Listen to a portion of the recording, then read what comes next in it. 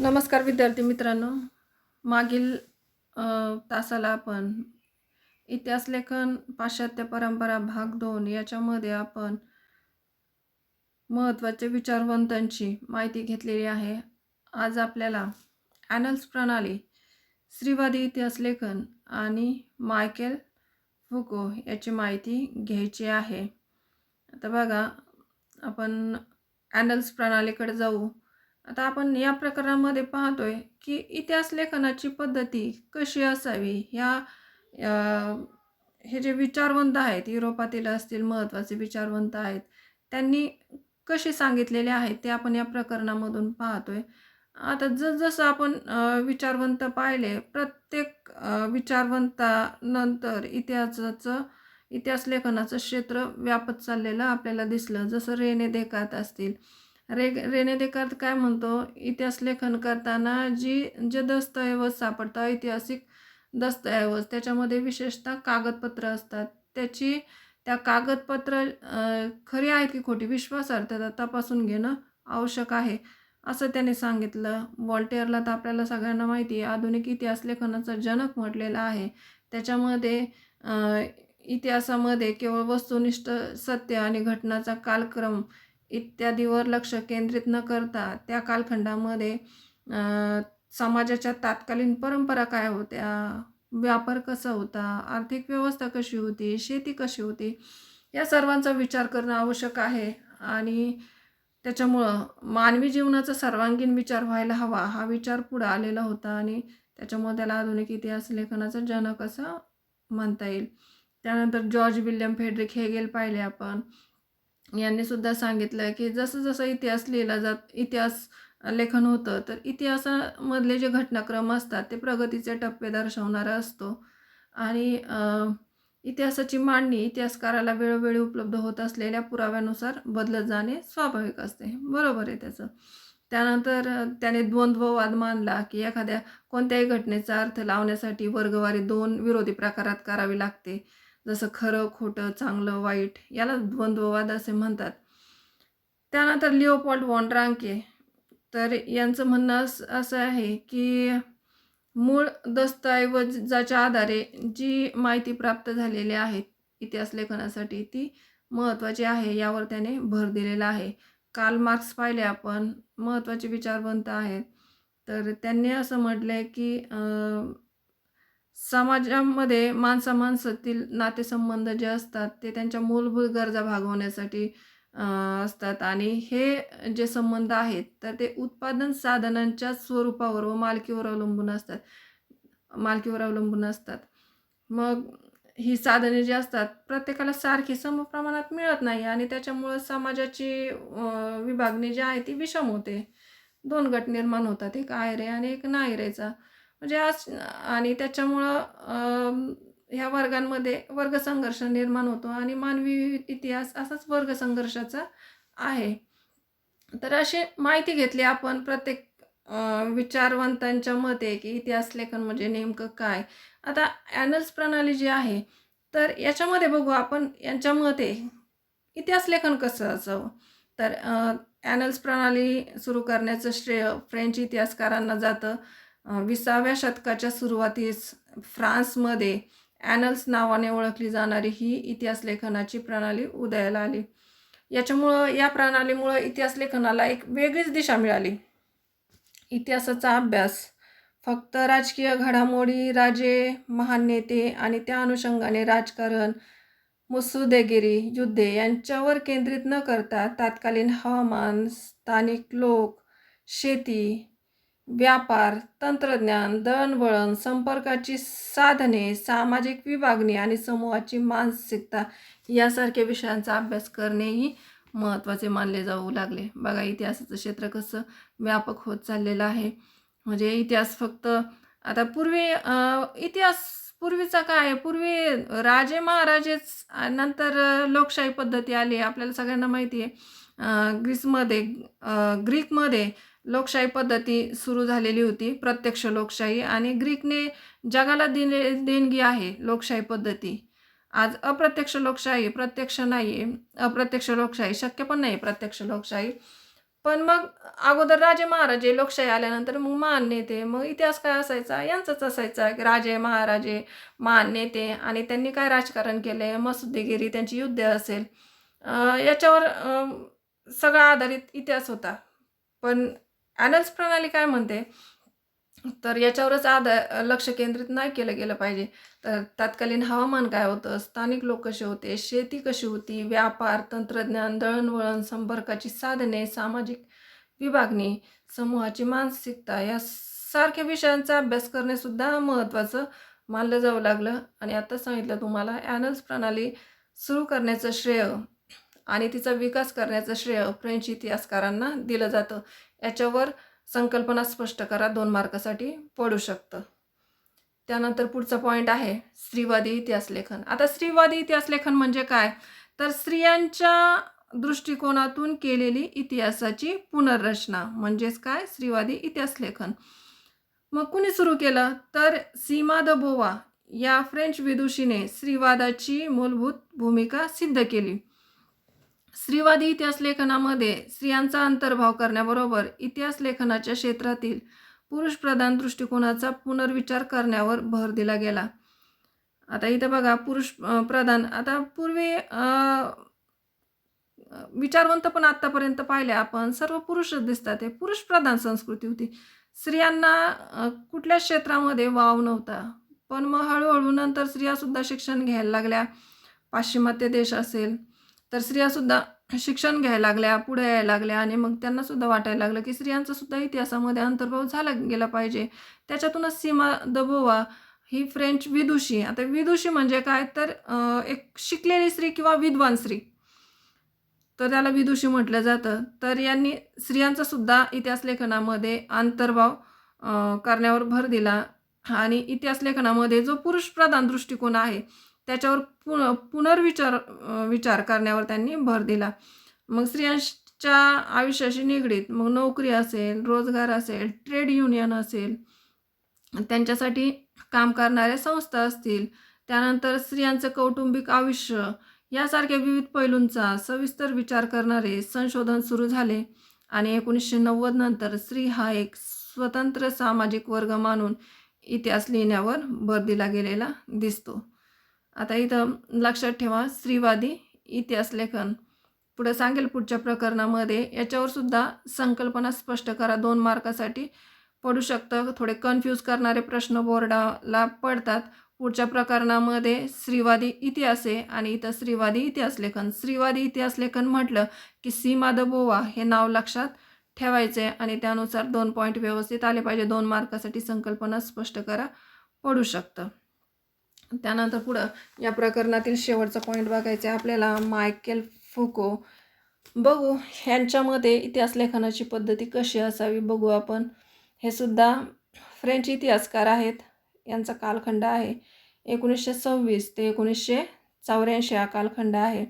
बघा यांच्या लिखाणातून इतिहास लेखनाची एक नवी संकल्पना पुढे आली आणि त्यांच्या आर्किओलॉजी ऑफ नॉलेज, लक्षात ठेवा मायकेल फुको यांचा ग्रंथ आर्किओलॉजी ऑफ नॉलेज या ग्रंथामध्ये त्याने इतिहासाची कालक्रमानुसार अखंड मांडणी करण्याची पद्धत चुकीची आहे असं प्रतिपादन केलं.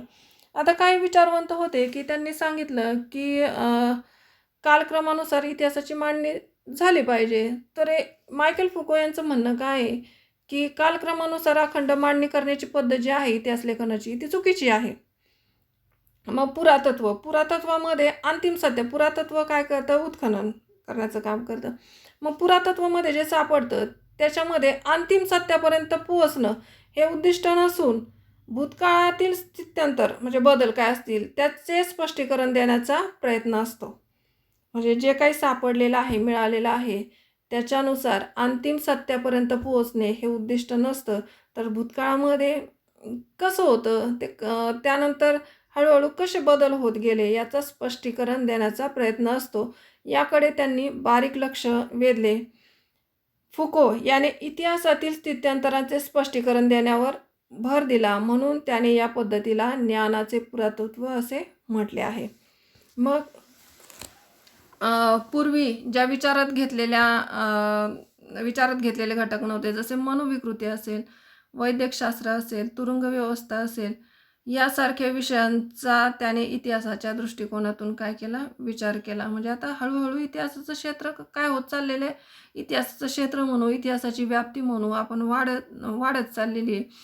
पूर्वीचा इतिहास म्हणजे काय, अभ्यासाला काय असायचं, फार पूर्वीचाच नाही म्हणता येणार, की आधुनिक इतिहास लेखनामध्येच आपण काही पुस्तकं अशी बघितलेली आहेत, की त्याच्यामध्ये फक्त राजे महाराजे असतील किंवा महान नेते असतील यांचाच अभ्यासायला मिळतो आपल्याला. पण आजचं जर इतिहास लेखन पाहिलं, आज आधुनिक इतिहास लेखन आणि आत्ता अभ्यासाला जे पुस्तकं येतात ते, तर त्याची व्याप्ती एकदम वाढत चाललेली आहे. 10वीचंच आपण जर पुस्तक पाहिलं ना, तर 10वीचं म्हणजे पुस्तक आणि त्यातला इतिहास एकदम वेगळा अभ्यासाला मिळतो. याच्यामध्ये ना महान नेते आहेत, ना राजे महाराजे आहेत. तर वेगळंच पुस्तक केलेलं आहे. याच्यामध्ये फक्त पहिले 2 प्रकरणं आपल्याला पाहिजेत, की पाश्चात्य परंपरा कशी आहे इतिहास लेखनाची, तिथले विचारवंत, आणि दुसरं प्रकरण बघायचं आपल्याला, की भारतीय परंपरा कशी आहे इतिहास लेखनाची. त्यानंतरचे जे प्रकरणं आहेत, तर ते उपयोजित इतिहास लेखन असेल किंवा भारतीय कलांचा इतिहास असेल, प्रसारमाध्यम आणि इतिहास असेल किंवा मनोरंजनाची माध्यमं असतील, खेळ आणि इतिहास असेल, पर्यटन आणि इतिहास असेल, इतिहास एकदम बदललेला दिसून येतो. मागच्या वर्षीसुद्धा 9वीचं जरी 1960 ते 2000 सालापर्यंतचा इतिहास घेतलेला होता त्यांनी, तर त्याच्यामध्ये 1960 नंतर लोकशाही पद्धती, त्याच्यामुळं राजे महाराजे नाहीच, पण महान नेते सगळे आलेले आहेत आपले, होऊन गेलेले. पण नंतरचे प्रकरण तुम्ही जर पाहिले तर बदलतं जीवन भाग 1, बदलतं जीवन भाग 2 असेल, तर त्याच्यामध्ये आपण पाहिलं की पूर्वी दूरदर्शन कसं होतं, पूर्वी नाटक कसे होते, कसे बदल होत गेले. म्हणजे इतिहासच. त्यानंतर वैद्यकशास्त्र पाहिलं आपण, आरोग्याच्या उपचार आरोग्याच्या उपचार पद्धती पाहिल्या आपण. त्याच्यामध्ये आयुर्वेद असेल, त्यानंतर होमिओपॅथी असेल, ॲलोपॅथी असेल, ही माहिती घेतली. म्हणजे इतिहासाची व्याप्ती काय होत चाललेली आहे, आज विस्तारत चाललेली आहे आणि अजूनच विस्तारते. मग साहित्य आलंय त्याच्यामध्ये, स्थापत्य आलंय, शिल्पकला आली, चित्रकला आली. चित्रकलेचे सुद्धा आपल्यासुद्धा आहे ना भारतीय कलांचा इतिहास, त्याच्यामध्ये चित्रकला येणारच आहे. चित्रकला असेल म्हणजे पूर्वी कशी होती चित्रकला किंवा चित्रकलेचे प्रकार काय आहेत, ते सर्व अभ्यास आपल्याला करायचा आहे. संगीत कला असेल, मग संगीत कलामध्ये नृत्य असेल, हे सर्व आपल्याला अभ्यासायचं आहे. आणि इतिहासामध्ये हे सर्व यायला लागले. इतिहासाची व्याप्ती याच्यातून वाढत चाललेली आहे. नृत्यकला असेल, नाट्यकला असेल, चित्रपट निर्मिती असेल, दूरदर्शन असेल, या सगळ्या किंवा या विविध विषयांचं स्वतंत्र इतिहास आता लिहिले जाऊ लागलेले आहेत आणि आता अभ्यासाला पण यायला लागलेले आहेत. तर हे प्रकरण संपलेले आहे. सगळ्यांच्या लक्षात आलं असेल या प्रकरणामध्ये काय शिकलो आपण. तर महत्त्वाचं काय काय शिकलो आपण, तर इतिहासाची मांडणी कशी केली जाते, इतिहास लेखनाची परंपरा कशी होती जगभरामध्ये, आधुनिक इतिहास लेखन कसं आहे. त्यानंतर आपण पाहिलं हेरोडोटस ग्रीकमध्येच होऊन गेला आहे. हिस्ट्री हा ग्रंथ लिहिला आहे आणि ग्रीक भाषेतून हिस्ट्री हा शब्द आलेला आहे. तर त्याचं पुस्तक द हिस्ट्रीज. त्यानंतर युरोपमध्ये वैचारिक दृष्टिकोन चा विकास कसा झाला आणि त्याचा इतिहास लेखनावर काय प्रभाव पडला ते पाहिलं आपण. त्यानंतर महत्त्वाच्या पॉईंटकडे आलो आपण. महत्त्वाचे विचारवंत रेने देकार्त असेल, व्हॉल्टेअर असेल, जॉर्ज विल्यम फ्रेडरिक हेगेल असेल. संकल्पना चित्र पडता युरोपातील महत्त्वाचे विचारवंत कोणकोणते, तर तुम्हाला हे नाव लिहिता आले पाहिजे. एक रेने देकार्त, दुसरं व्हॉल्टेअर, तिसरं जॉर्ज विल्यम फ्रेडरिक हेगेल, त्यानंतर लिओपोल्ड वॉन रांके, कार्ल मार्क्स, हे युरोपातील महत्त्वाचे विचारवंत आहेत. यांची आपण सगळ्यांची माहिती घेतली. त्यानंतर आजच्या लेक्चरला आपण ॲनल्स प्रणाली, स्त्रीवादी इतिहास लेखन आणि मायकल फुको इथपर्यंत पण पाहिलेले प्रकरण संपलेलं आहे. स्वाध्याय व्यवस्थित सोडवायचं आहे. तर स्वाध्यायामध्ये जर पाहिलं तर आधुनिक इतिहास लेखनाचा जनक आपल्याला सगळ्यांना माहिती, व्हॉल्टेअर याला म्हटलं जातं आधुनिक इतिहास लेखनाचा जनक. त्यानंतर आर्किओलॉजी ऑफ नॉलेज हा ग्रंथ टिंबटिंब याने लिहिला. तर आर्किओलॉजी ऑफ नॉलेज आत्ता एवढ्यातच झालं आपलं. तर हा ग्रंथ मायकल फुको यांनी लिहिलेला आहे. आता चुकीची जोडी दुरुस्त करून पुन्हा लिहा. आत्ताच्या बोर्डामध्ये आता फक्त चुकीची जोडी ओळखायची. 2018 साली होतं की चुकीची जोडी ओळखा आणि दुरुस्त करा. तर आता नाही आहे, आता फक्त चुकीची जोडी ओळखायची. तर याच्यामध्ये जर पाहिलं तर चुकीची जोडी कोणती वाटते बरं? ठीक आहे, वाचू आपण. George William Friedrich Hegel, reason in history. Leopold von Ranke, the theory and practice of history. Herodotus, the histories. आणि Karl Marx, discourse on the method. आता सगळ्यांना माहिती आहे आपल्याला कार्ल मार्क्स याचं दास कॅपिटल हा ग्रंथ आहे. म्हणजे चुकीची जोडी कोणती आहे तर 4 नंबरची Carl Marx, discourse on the method. त्यानंतर संकल्पना हे सुद्धा 2 मार्कासाठी पडतात. व्यवस्थित 2 पॉईंटमध्ये लिहायचे. सोपं आहे. द्वंद्ववाद आणि ॲनल्स प्रणाली जे आत्ता आपले झाले. त्यानंतर पुढील विधाने सकारण स्पष्ट करा, हे पण 2 मार्कासाठी पडतात. 25 ते 30 शब्दात उत्तरे 2 मार्कासाठी.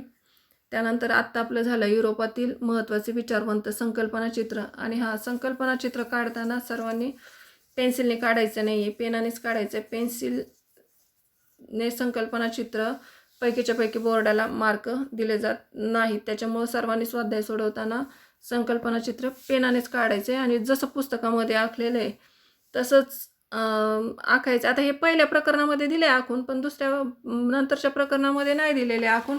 पण बोर्डाच्या प्रश्नपत्रिकेमध्ये जसं आखलेलं असेल, समजा गोलमध्ये असेल, जसं आखलेलं असेल तसं आपल्याला उत्तर पत्रिकेमध्ये पेनाने काढायचे. तर सोपं आहे. युरोपातील महत्त्वाचे विचारवंत आता झालं आपलं. रेने देकार्त असेल, व्हॉल्टेअर असेल, लिओपोल्ड व्हॉन रांके असेल, त्यानंतर जॉर्ज विल्यम फ्रेडरिक हेगेल असेल किंवा कार्ल मार्क्स. कोणतेही 4 नावं तुम्ही लिहायचेत. त्यानंतर सविस्तर उत्तरे 3 मार्कासाठी आहेत. व्यवस्थित स्वाध्याय सोडवायचा आहे. प्रकरण संपलेलं आहे. पुढच्या लेक्चरला आपण इतिहासाचं दुसरं प्रकरण चालू करणार आहोत. इतिहास लेखन, भारतीय परंपरा.